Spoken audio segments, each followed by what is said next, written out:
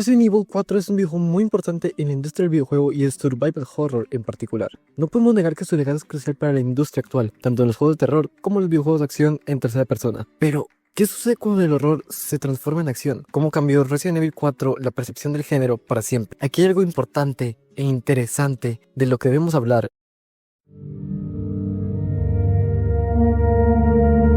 En los 2000, el mundo de los videojuegos se sumergía en la era 3D. El survival horror con títulos como Resident Evil y Silent Hill ya había experimentado una transformación. Pero, ¿qué pasaría si te dijera que todo estaba a punto de cambiar de nuevo?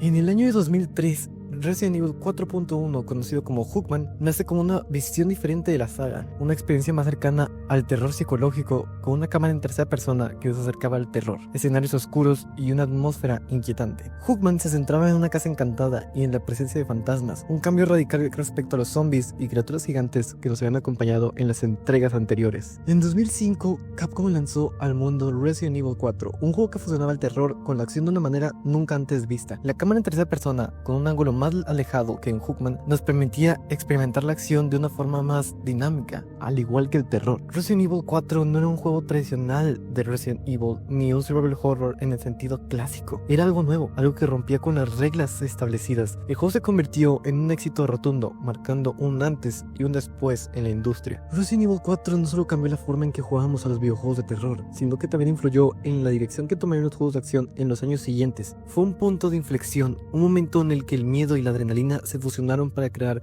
una experiencia única.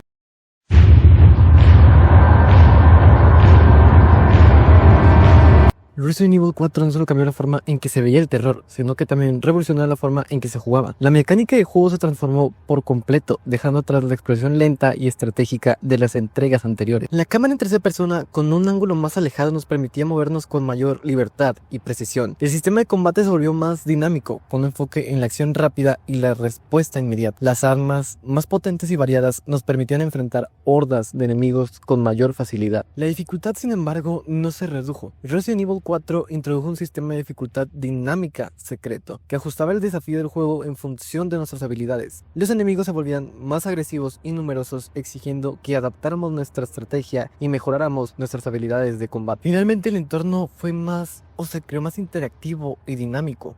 Nos permitió utilizar el entorno a nuestro favor, creando trampas y aprovechando las ventajas del terreno.